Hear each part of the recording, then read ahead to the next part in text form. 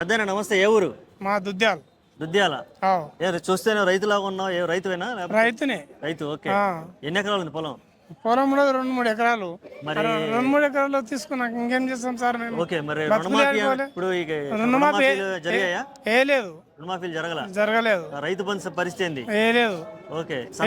సన్నబియ్యానికి bonus అన్నారు మరి ఇయ్యలేదు. పండించిన పంటకు వచ్చింది? ఇయ్యలేదు. ఓకే. అంటే ఈ కాంగ్రెస్ ప్రభుత్వం వచ్చిన కాడి నుంచి నీకు అసలు ఏం జరగలేదు? ఏం జరగలేదు. మా టీఆర్ఎస్ ఉన్నప్పుడే జరిగింది. ఓకే. ఈయన వచ్చి 2 లక్షలు మాఫీ చేస్తాని కొందరికి అయినాయి, కొందరికి కాలేవు. ఓకే. 10 మందికి అయినాయి, 5 మందికి కాలేవు. మళ్ళీ ఎట్లా చేయాలి సార్? మాకేమో తెలియదు. మేము చదువుకుని లేము. మేము పొద్దున్న లేచి గొసి పెట్టుకొని 4 కట్టేటోళ్ళం మేము. మాకేమో తెలియదు ఇవన్నీ. ఈయన వచ్చినప్పటి నుంచి ఇప్పుడు మొత్తం ఇదే చేసిండ్రు. వచ్చి అంతా 11 నెలలు అవుతుందో, 12 నెలలు అయిందో. మరి మేము బాగా చేసాం సంవత్సరం అంతా అని చెప్పి విజయోత్సవాలు కూడా జరుపుకున్నారు. ఇక గుట్టల పంటి, చెట్ల పంటి అన్ని రోడ్లు వేసుకుంటా అది వేసుకుంటా అదే పని పట్టిండు. ఇవాళ ఇది గూల్పాలంటే కొన్ని కోట్లు కట్టిండ్రు వాళ్ళు. గూల్పాలంటే ఎంత అవసరం అయితే సార్? మా గిట ఇప్పుడు మేము గిట మాకు అయితే కేసీఆర్ ఉన్నప్పుడే సంతోషం. జేబుల్లో పైసలు లేవు సార్, ఇప్పుడు చాలా మాట లేవు. ఓకే. ఆయన 6 నెలలకు మంచిగా మాకు 2 ఎకరాలు 3 ఎకరాలు ఉండే కానీ మాకు పైసలు వేస్తుండే. వచ్చిన అక్కడికి 2,000, 10,000, 5,000 మా వద్ద ఉంటుండే. ఇప్పుడు లేవు. పైసలు లేకుండా అయినాయి. ఇప్పుడు ఈ నేస్తాను వేయలేడు. ఈ నెల ముందల నెల ఫస్ట్కు జనవరి మార్చి అంటే నాకు చదువుకుని లేను. నేను చదవలేను. చదివింటేనా ఇంకా 4 ముచ్చట్లు లెక్క చెప్తుంటే కానీ నేను చదవలేను. చదవనందుకు చదవపైన ఏముంది, ఇప్పుడు అవగాహన ఉంది కాబట్టి ఇప్పుడు నాకు తెలిసిన కాడికి నేను చెప్తున్నా అంతే. ఇప్పుడు మరి తెలంగాణ తల్లి విగ్రహాన్ని మార్చడం నీకు ఎలా అనిపించింది అసలు? నాకు టీఆర్ఎస్ మంచిగా అనిపిస్తుంది కానీ ఈ కాంగ్రెస్ అయితే ఏమి వచ్చిందంటే మాకు ఇండ్లు భూములన్నీ కూల్పి ఆయన కొడుకులు, కోడళ్ళు, అల్లుళ్ళు, బిడ్డలు బతకనికి చేసుకుంటున్నాడు. ఓకే. అంటే సొంత ప్రయోజనాల కోసం ఎక్కువ పాకులాడుతున్నారు. అంతే. మరి నిన్న చూస్తే రైతులు అరెస్టులు చేసి పెట్టారు కదా జైల్లో. ఒక రైతుని అరెస్ట్ చేయడం అంటే అసలు ఏంది, ఏమనుకుంటున్నారు? ఎప్పుడు ఆయన చేసేది అట్లా అందరికి ఇట్లా వచ్చేది, గుంజుకునేది, పోయేది, ఇక చేసేది ఆయన. ఏ సినిమాలో చూపించినట్టు జరిగింది అంతే. వచ్చే దౌర్జన్యం మీద వస్తే ఇప్పుడు పడకపోతే నేనేం చేస్తా? పోలీసులు పడకపోయినట్టే నేనేం చేయలేను. అవును. పోలీసులు పడకపోయినట్టే మనం ఏం చేయలేము. మాయల పగ్రంలో పడకపోయినట్టే నేనేం చేయలేను. పడకపోతున్నారు, కొడుతున్నారు, కాలు రేటలు మా నొప్పులు లేచిపోయినాయి. మాయంటే మావి కావు, మాకు రాయము కానీ వేరే జరిగిన విషయం చెప్తున్నాం అంతే. రేవంత్ రెడ్డికి కాంగ్రెస్ ప్రభుత్వానికి ఏం చెప్పాలనుకుంటున్నాం? అసలు ఏం చెప్పినా అతను ఏం చెప్పిన పనులు మాత్రం చేసుకోమే లేదు. అన్ని తొండు మాటలే. మరి ఆశ పెట్టి ఓటేయించున్నాడు. ఆశ పెట్టి ఓట్లు వేసి మేము ఇది లాస్ అయిపోయినాం అంతే. ఓకే. ఓకే పెద్దయినా, సంవత్సరం కాంగ్రెస్ పరిపాలన చూసావు, ఎలా అనిపించిందన్న? నాకైతే ఏం బాగాలేదు అన్నయ్య. కాంగ్రెస్ ప్రభుత్వం అయితే బాగాలేదు. ఇప్పుడు టీఆర్ఎస్ కానీ ఈ కాంగ్రెస్ ఈ కేసీఆర్ కానీ కేటీఆర్ కానీ చాలా మంచి పనులు. ఏమైతే రైతులు ఉన్నారో రైతులకు చాలా ప్రస్తుతం మంచిగా చూసుకునేది రైతులనే బాగా చూసుకుంటుంది వాళ్ళు. ఇప్పుడు కాంగ్రెస్ మాత్రం రైతులను పట్టించుకోవట్లేదు, కరెంటు కూడా సమంగా ఇవ్వట్లేదు. బస్సులు పెట్టారు కానీ సమంగా యూజ్ చేసుకోవట్లేదు మేము. అవి ప్రభుత్వ ఉద్యోగులకు మాత్రమే మంచిగా పూర్తి స్థాయిలో అందరికి ఉపయోగపడట్లేదు. సరే, ఇప్పుడు ఉచిత కరెంట్ ఇస్తా ఉన్నారు, అసలు ఎంత మందికి అందుతుంది, ఎవరికి అందుతుంది? ఉచిత కరెంట్ ఇస్తామన్నారు కానీ ఇచ్చినట్లనే ఉంది కానీ కరెక్ట్ లేదు ఊళ్ళో. గంటకు వస్తుంది, వెళ్ళిపోతుంది. ఉచిత కరెంట్ ఇస్తా ఉన్నారు కానీ అసలు కరెంటే ఉండట్లేదు. కరెంటు సమంగా ఉండట్లేదు. గంట వచ్చినట్టు గంట పోయినట్టు ఉంది. అది కూడా ఏం కరెక్ట్ లేదు. గ్యాస్ కూడా తగ్గిస్తా ఉన్నారు కదా, గ్యాస్ తగ్గిస్తామన్నారు, గ్యాస్ కూడా తగ్గలేదు ఇప్పటి వరకు. అవే నడుస్తుంది, అదే అమౌంట్ లో ఉంది ఇప్పటి వరకు. అయితే అది తగ్గిమన్నారు. ఒకటి మనం చూసుకుంటే లగచర్ల ఇష్యూ అనేది బాగా వైరల్ అయిపోయింది. అసలు రైతులు అనేది చాలా రకాలుగా ఇబ్బంది పడ్డారు. రైతులు జైల్లో పెట్టడం కూడా చాలా మంది బాధపడ్డారు. అసలు ఈ ఇష్యూ మీద నీ అభిప్రాయం ఏంటి? రైతులు తిరగబడిండ్రు కాబట్టి వాళ్ళు ఇప్పుడు ఫార్మా కంపెనీ స్టాప్ చేసిండ్రు. రైతులు చేసింది న్యాయమే, కరెక్టే. అందరూ తప్పు అంటుండ్రు, అది తప్పేం కాదు, రైటే. వాళ్ళ భూములు వాళ్ళు వాళ్ళ భూములు వాళ్ళు కాపాడుకున్నారు. అక్కడ రేవంత్ రెడ్డి ఏమన్నాడంటే ఇక్కడ బల్లులు కూడా గుడ్లు పెట్టావు అని చెప్పిండు.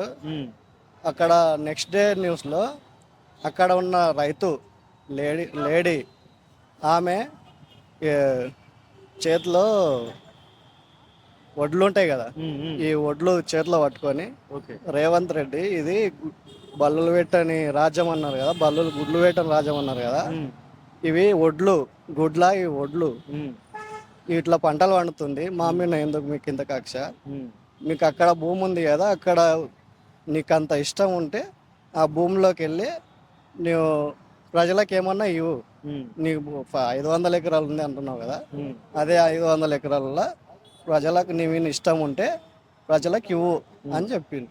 అది బాగుంటుంది. ఇప్పుడు ప్రజల భూమి తీసుకొని ఫార్మసీ పెట్టిందంటే అటు చుట్టుపక్కల ఉన్న వాళ్ళకందరికీ డేంజరే కదన్న.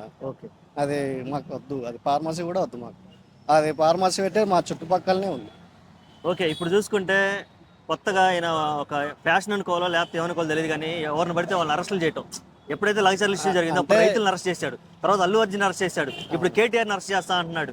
అసలు ఏంది ఈ ఫార్మర్ రేస్ గురించి నీ అభిప్రాయం ఏంది అసలు? ఇది రౌడీల రాజ్యం అన్న. ఇది చెప్పాలంటే రౌడీల రాజ్యం లాగా నడుస్తుంది. ఒక పొలిటీషియన్కి ఉన్న క్వాలిటీస్ అయితే లేవు, ఏదో నడుస్తుంది కానీ అంతగానం ఫుల్ సాటిస్ఫై అయితే లేదు. ఓకే, అంటే కక్ష సాధింపు చర్యల్లో ఏమన్నా చేస్తున్నాడని నీకు కక్ష అయితే బాగానే ఉంది. అన్నెసెసర్లీ పట్నం నరేందర్ రెడ్డి సార్ని అరెస్ట్ చేసిండ్రు, అది కక్ష నుంచే చేసినట్లు నాకు అనిపిస్తుంది. ఓకే, రేపు మళ్ళీ రేవంత్ రెడ్డి గారిని అరెస్ట్ చేస్తా అంటాం కూడా అదే ఇందులో భాగమేనంటావా?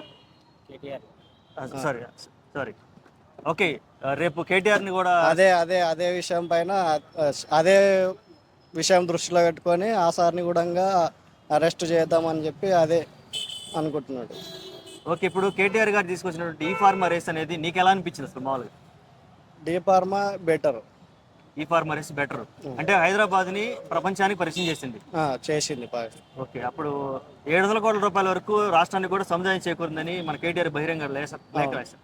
అంటే అంతటి ఆదాయం సమకూర్చి రాష్ట్రాన్ని ఒక్కసారిగా ప్రపంచ దృష్టి తీసుకెళ్తే ఇలా ఇటువంటి అరెస్టులు చేస్తామంటూ ఈయన ముందుగానే హింట్. ఇది కరెక్ట్ కాదన్న, ఇది ఎంతవరకు కరెక్ట్ కాదు. వాళ్ళు ఏమైతే చేస్తున్నారో ప్రజల మంచి కోసమే చేస్తున్నారు. కేటీఆర్ కానీ కేసీఆర్ కానీ ప్రజలు ఆటో డ్రైవర్లు కానీ ఇక్కడ లోకల్లో బతికే వాళ్ళు కానీ రైతులు కానీ వాళ్ళందరూ మంచిగా బతకాలనే చూస్తున్నారు ఈ టీఆర్ఎస్ పార్టీ మాత్రం. కాంగ్రెస్ పార్టీ అట్లా లేదు, అన్ని రౌడీ రాజకీయం లాగా నడుస్తుంది. నమస్తే అన్న. నమస్తే అన్న. ఏం పేరు అన్న? లక్ష్మీనారాయణ. లక్ష్మీనారాయణ గారు, రాష్ట్రంలో సంవత్సరం నుంచి కాంగ్రెస్ పరిపాలన చూస్తున్నారు కదా, మీకు ఎలా అనిపించింది? కాంగ్రెస్ పరిపాలన జర దారుణమే ఉన్నది సార్. ఏందన్నా ఊరుకు అబద్ధాలు చెప్తున్నావు? ఇటు చూసిన అబద్ధాలు కాదు, మంచిగా ఉంది. మార్పులు చేస్తున్నావు అని చెప్తుంటే నువ్వు దారుణంగా ఉందంటావేంది? రైతు బంధు లేదు, రైతు రుణమాఫీ లేదు 2 లక్షలు. ఇప్పుడు బ్యాంక్ చుట్టూ తిరిగి ఆడిపోతే ఈడ మాపైంది అంటే 2 లక్షల పైన ఉండేళ్ళకి ఇంతవరకు లేదు. అంతే అది. ఓకే, కేసీఆర్ గారు ఉన్నప్పుడు మరి బాగా వచ్చిందా? రైతు బంధు అయితే బాగానే ఉంది, రైతుల గురించి పట్టించుకున్నాడు, మంచిగా ఉంది. ఇప్పుడు మరి లగచర్ల ఇష్యూలో అసలు రైతులు అరెస్ట్ చేశారు కదా, దాని మీద అభిప్రాయం ఏంటి? ఇక లగచర్ల ఇష్యూ అంటానంటే ఇప్పుడు సీఎం గారు ఉన్నారు కదా, వాళ్ళు వచ్చి కూర్చొని చర్చలు పెట్టి వాళ్ళతో మాట్లాడి కొంచెం వాళ్ళ నుంచి అభిప్రాయం సేకరణ చేసుకుంటే బాగుంటుంది. తెలియదు కదా రైతులకు, ఆఫీసర్ ఎవరో తెలియదు. వాళ్ళు వచ్చినప్పుడు డైరెక్ట్ మీటింగ్ పెట్టిండ్రు కదా, పెట్టినప్పుడు దాని గురించి వాళ్ళకి తెలియదు, అవగాహన లేదు. మీరు మా భూములు గుంజుకుంటున్నారా అనే ఉద్దేశంతో కూడా ముందుకు వచ్చింటారు వాళ్ళు పార్లమెంట్కి. అది కొంచెం దారుణమే, రైతులు కదా. తెలుగు రాష్ట్రాల్లో ఇప్పటి వరకు రైతులను ఈ విధంగా అరెస్ట్ చేయడం ఎప్పుడైనా చూసావా? తెలుగు రాష్ట్రాల్లో విడిపోక ముందు, విడిపోయిన తర్వాత కానీ ఎంతో మంది ముఖ్యమంత్రులు అయ్యారు కదా, ఎవరి పరిపాలన ఇటువంటి సంఘటన నేనైతే చూడలేను సార్.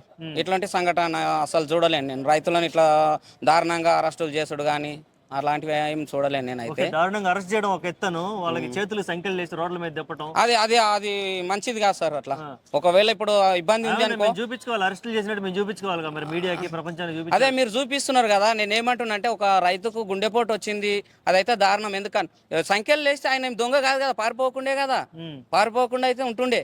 డైరెక్ట్ హాస్పిటల్ కు జాయిన్ చేస్తే ప్రభుత్వానికి ఎదురు తిరిగితే వేస్తాం మరి అంతే మేము. ప్రభుత్వానికి ఎదురు తిరిగి తీస్తారు అంటే ఇక ప్రభుత్వానికి ఎదురు తిరిగి తీస్తారంటే అందరు కూడా వేసి ఊకే కూర్చున్నట్టు పరిపాలించుకునొచ్చు వాళ్ళుగా, అందరికి సంఖ్యలు వేసి లోపల కూర్చున్నట్టు పరిపాలించుకునొచ్చు, అట్లా ఉంటది అది. ఇప్పుడు తెలంగాణ తల్లి విగ్రహాన్ని మార్చారు. ఇక తెలంగాణ తల్లిది అంటే ముందు ఉన్న అమ్మ అయితే మంచిగానే అనిపించింది. ఇక వాళ్ళకి ఏం ఉద్దేశంతో మార్చిండ్రో, తెలంగాణ తల్లి అయితే ఇక ముందున్న విగ్రహం అయితే మంచిగానే ఉండే. ఓకే, ఇప్పుడు రాష్ట్రంలో ఏం నడుస్తుందంటే అరెస్టుల పర్వం నడుస్తుంది. ఒకవైపు ఆల్రెడీ రైతులను అరెస్ట్ చేయడం అయిపోయింది, రైతులను అయిపోయింది కదా సార్. ఇప్పుడు వాస్తవానికి ఇప్పుడు మీడియా ముందరికి మీ ముందరికి మేము వచ్చినాం అనుకో, సపోజ్ మేము వచ్చి మీతో మాట్లాడుతున్నాం, మీరు పెట్టిన మా ముందర మేము ఉన్నదే చెప్తుంటాం. ఈడు పోయి ఆయన పోయి ఆడ పోయి మాట్లాడింది కదా, మా గురించి మాట్లాడింది కదా అని చెప్పి రేపు ఏమన్నా చేయొచ్చు, అరెస్టులు చేస్తారు, అంతే ఉంటాయి. ఇక రేపు మరి ఈ ఫార్ములా రేస్ కేసులో కేటీఆర్ గారిని అరెస్ట్ చేస్తాం చేస్తారు సార్. వాళ్ళు ఏదోటి డొంక పెట్టి బేకాన్ని నోరు నొక్కనికే చూస్తుంటారు. ఇప్పుడు ఏమున్నది అంటే పాలనలో ఏం జరుగుతుంది అని వ్యతిరేకిస్తున్నారు. అంటే ఇప్పుడు నేను వచ్చి మాట్లాడుతున్నా, ఈయన వచ్చి మాట్లాడినరా అంటని చెప్పేసి ఏదో రూపంగా చేసి అరెస్ట్ చేయడానికినే చూస్తుంటారు. ఇప్పుడు కేటీఆర్ని అయినా అంతే, ప్రజల్ని అయినా అంతే, రైతులను కూడా అంతే.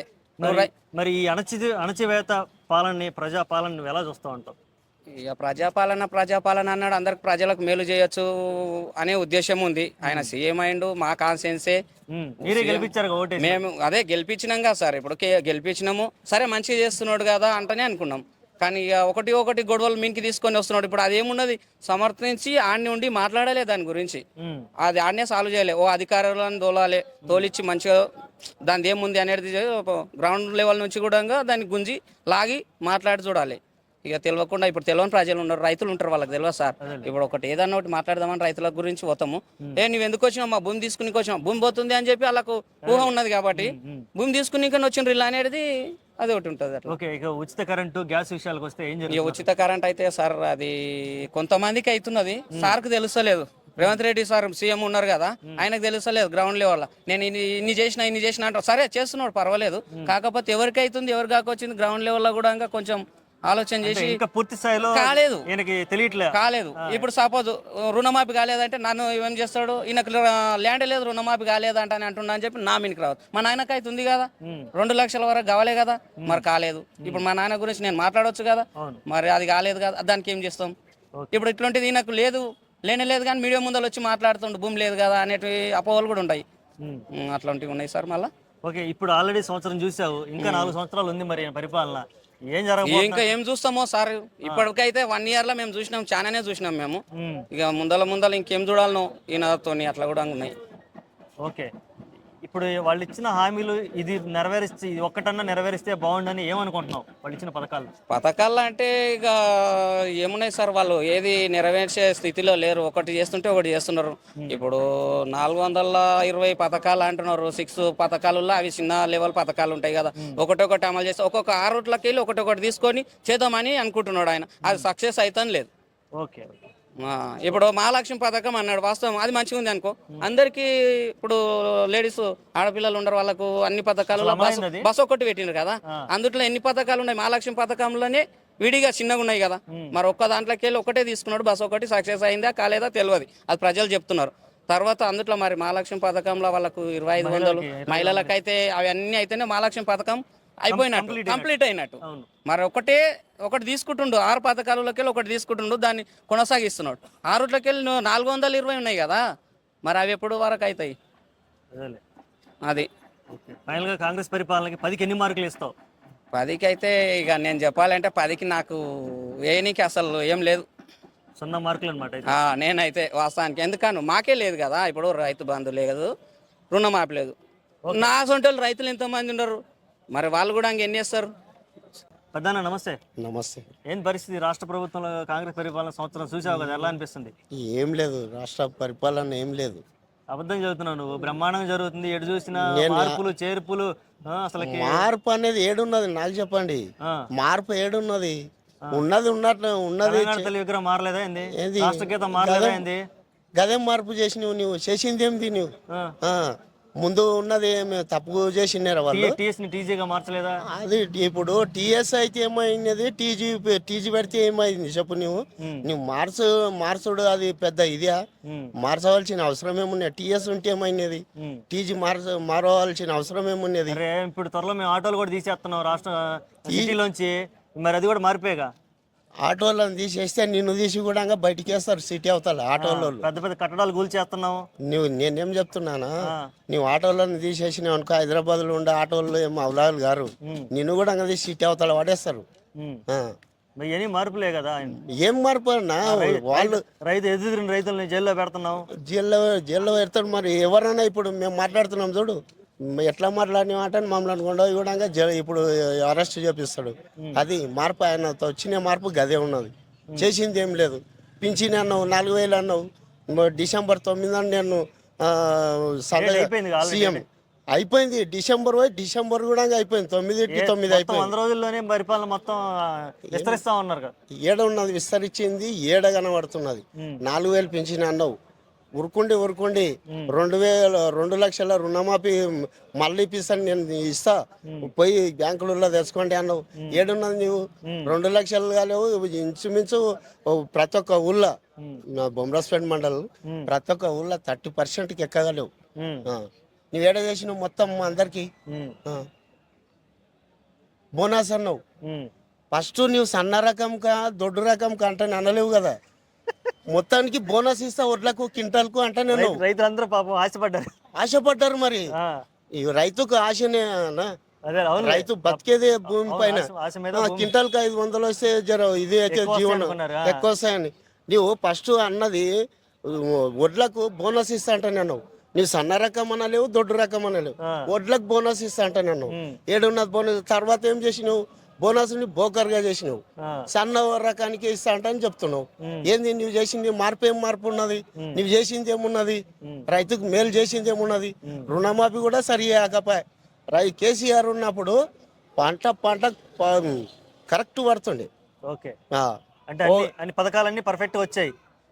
కేసీఆర్ గారి గురించి మాట్లాడుకుందాం. కేసీఆర్ గారి ప్రభుత్వంలో ఏం వచ్చాయి? రైతు బంధు వచ్చిందా? రైతు బంధు అన్న ఇక్కడ వింటున్నావా? నేను ఫస్ట్ నేను సావుకారితో పోయి తెచ్చుకుంటుంటే, నేను అప్పు తెచ్చుకొని నాటేపిస్తుంటే. కేసీఆర్ వచ్చిన తర్వాత అసలు సావుకారి దగ్గర ఓడే పని చేసింది. అదేలే టైంకు కరెక్ట్ టైంకు రైతు బంధు పడుతుండే.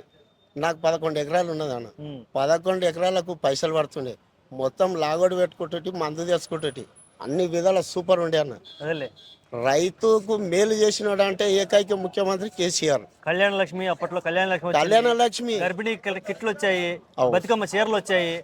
నువ్వు కళ్యాణ లక్ష్మి అన్నావనా? కళ్యాణ లక్ష్మి 1,00,000 రూపాయలు గోల్డ్ ఇస్తా అంటారు. తులం బంగారు లేదు, కళ్యాణ లక్ష్మి లేదు. మార్పు ఇంకెక్కడ ఉన్నది? నువ్వు చేసిన మార్పు ఏడ ఉన్నది? ఓకే, మరి ఏం చెప్పాలనుకుంటున్నావు? అసలుకి ఓటేసి మోసపోయారా, లేకపోతే 4 సంవత్సరాలు వాళ్ళు వేసిన కానీ నేనైతే వేయలేను. అసలు చెప్తున్నా, వేసిన వాళ్ళు అయితే చాలా గొడవ అంటే ఏడుస్తున్నారు. ఓకే, ఓటు వేసిన వాళ్ళు కూడా ఏడుస్తున్నారు. ఓకే అండి, ఓకే. ఇప్పుడు పంట అయితే రైతు బంధు మళ్ళా సంక్రాంతి అయినాక వేస్తా అంటున్నావు. సంక్రాంతికి తెలియదు, మళ్ళీ డిసెంబర్ వచ్చేది కూడా తెలియదు. నువ్వు వేస్తామన్నది నమ్మకమే లేదు ప్రజల్లో. అటువంటిది ఇది అయిపోయింది నువ్వు చెప్పిన మాటలకు. ఓకే, ఇప్పుడు చూడబోతే కేటీఆర్ గారిని అరెస్ట్ చేస్తా అంటున్నాడు. కేటీఆర్ ఈ ఫార్ములర్ కేసులో ఏంది అసలు? అది అవకతవకలు ఏమి లేవని ఒకవైపు స్టేట్మెంట్ వస్తుంటే, నేనేమో నేను అరెస్ట్ చేస్తా ఎట్లా చేస్తావు? ఏమన్నా ప్రూఫ్ ఉండాలి. ఇప్పుడు అరెస్ట్ చేయాలంటే ఏమన్నా ప్రూఫ్ ఉండాలి. కేటీఆర్ గారు ఏమన్నా చేసిన తప్పు ఉంటే నువ్వు అరెస్ట్ చేయగలుగుతావు. తప్పు లేనప్పుడు అతన్ని ఇట్లా ముట్టవు. అంటే అంతా మీడియాలో ఫేక్ ప్రచారం చేయడానికి. పేకు అంతా ఆయన మొదలే పేకు. ఇది కాకపోతే ఏమున్నది? ఓకే ఓకే అండి, థ్యాంక్ యూ. ఇంకోటి ఉసుక కూడా ఇప్పుడు విచ్చలవిడిగా మా డంపు కాకినాడది బొమ్రాస్పేట మండలం దుప్చట గ్రామం జరుగుతుంది. ఇసుక దందా నిన్నటి నుంచి చాలా అయింది. విచ్చలవిడిగా పడుతున్నారు. డబుల్ బెడ్రూమ్ ఏడ కడుతున్నావు నువ్వు? ఎడికి పోతున్నదా దేవుని కెరక.